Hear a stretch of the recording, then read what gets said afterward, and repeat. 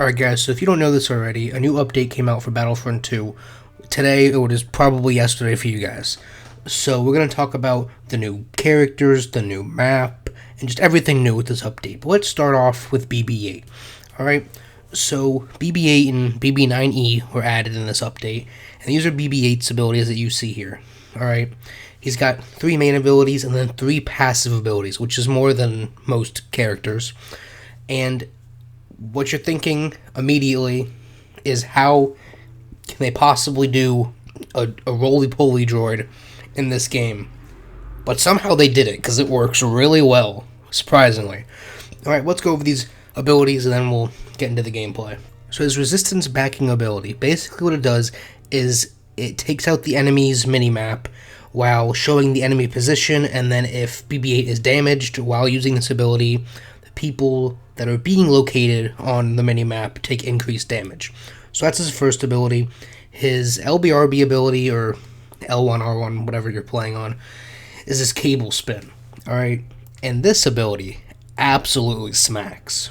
Alright, and so it's exactly what you think it is. He just spins in a circle with the cables and has a huge radius, really high damage.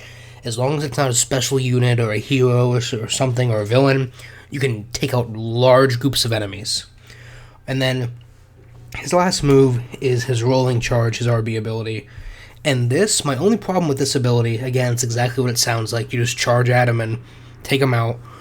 It has too short of a distance, where moves like Ray's charge or General Grievous's charge, you get really large distances. Even Obi-Wan's charge is still not as far as those other two, but it still has a good distance on it.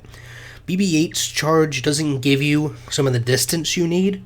It doesn't roll you out as far as you'd like to be, so that can kind of screw you over in combat situations, but all 3 of these abilities are really good.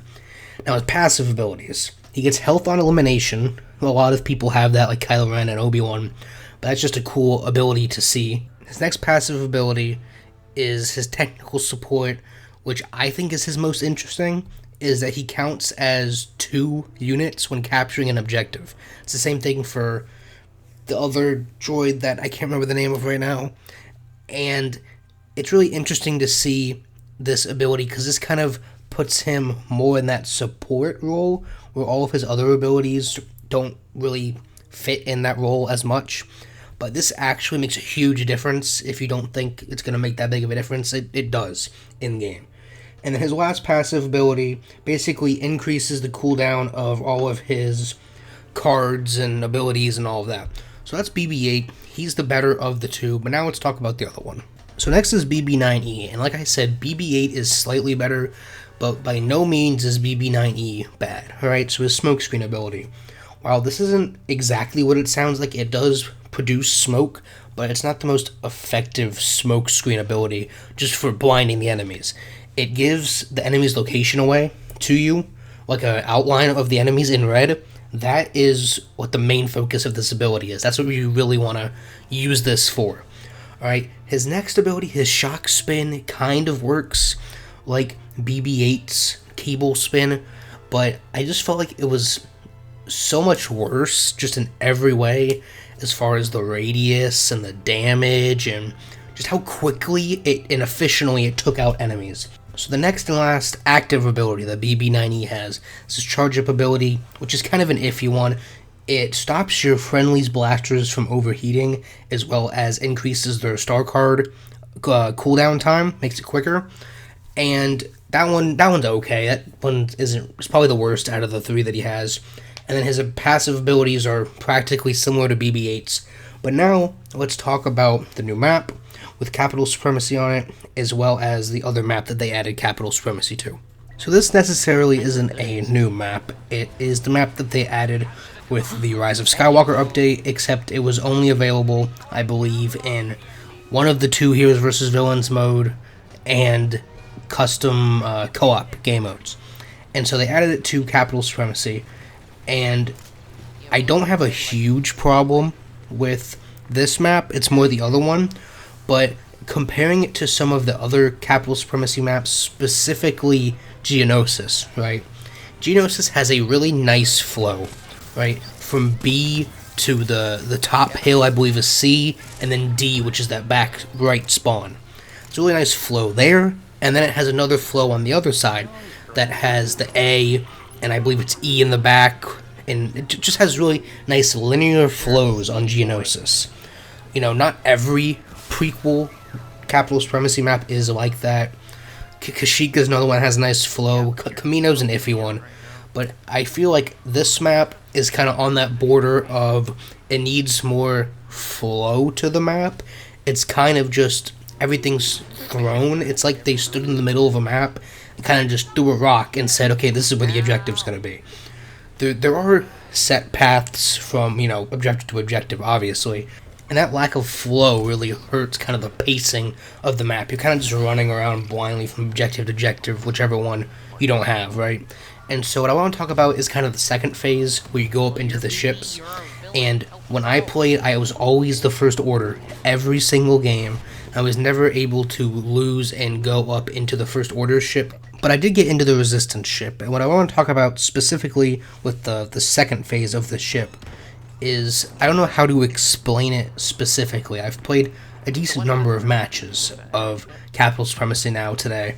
And even with the prequel Capital Supremacy maps, looking back at it, it's very, very linear, right? Like, if we take, for example, I believe it's the droid ship, right? Or even the clone ship, it's the same thing.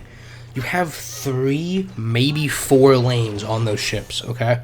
But compared to this feels so flat and boring.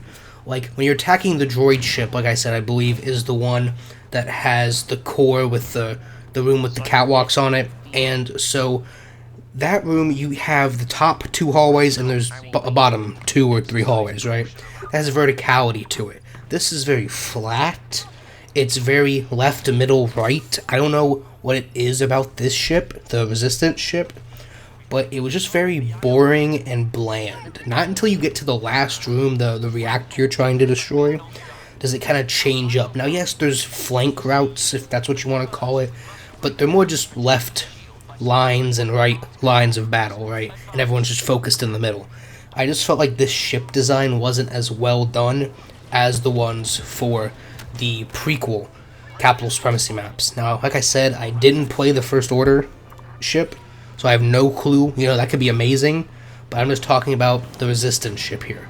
But let's talk about the worst thing that they added in this update. So I thought I had some gameplay of it, but apparently I don't. So you guys can just watch me kill people as BB8. But I want to talk about Takodana, right? Maz's castle, alright? And this map was already not everyone's favorite map. We'll leave it at that. And they didn't do enough with this, okay?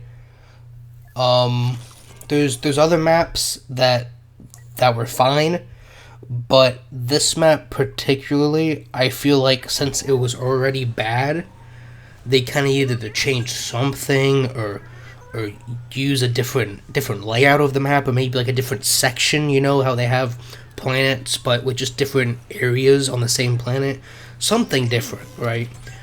But they don't. If I loaded into a game and you didn't tell me it was Capital Supremacy, I probably wouldn't even know until we went up to the ships on Maz's castle.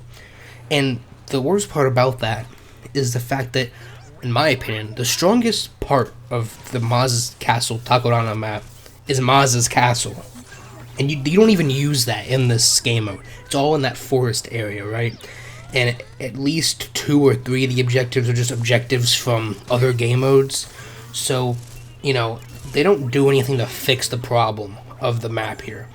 And that's kind of the last thing I wanted to talk about, was just that map in particular, and how they should have used this opportunity to fix it or tweak it, or just give us a whole different area to make that map playable. Because map's bad in Galactic Assault, and it's bad in this. Alright, so to sum everything up, they actually pulled off the droids somehow, no idea how. Whoever did that, good job, thumbs up. The Capital Supremacy, like I said, the ship for the Resistance isn't all that great, but I haven't seen the First Order one. Hopefully it's just fantastic.